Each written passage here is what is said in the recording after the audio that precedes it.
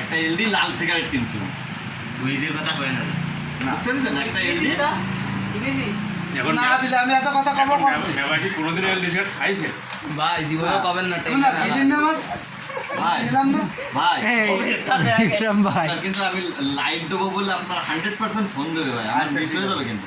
আচ্ছা ঠিক আমি আরো একবার বলছি, অন্য দিন লাইক দেওয়া লাগবে দিন লাইক দেওয়া আপনি যে কথা কবেন এই কথা কিন্তু বক্সে সবাই শুনবে, হ্যাঁ, হ্যাঁ। সেই হিসেবে কথা আমি আর একবার বলছি, ধরেন আমি আপনারা হয়তোবা আমি আপনাদের কালকে ফোন দেবো, ঠিক আছে, কল সেন্টারে, ঠিক আছে।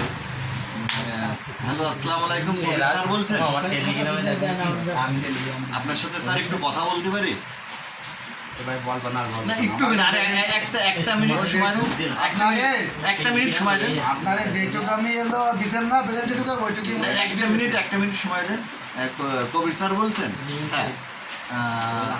আপনি স্যার আপনার বয়স কি 31 থেকে 35? জি স্যার আপনি কি স্মোক করেন?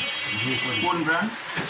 জানি স্যার রিসেন্টলি কোম্পানি কোনো প্রতিনিধি আপনার সাথে দেখা করছে?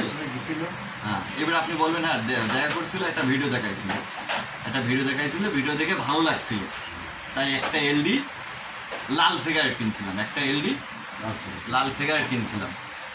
তো স্যার আর কিছু বলছিল? তখন আপনি বলবেন এত কিছু, অনেক কিছুই বলেছে, মনে নেই, একটা কথা মনে আছে, কিনেছেন তো?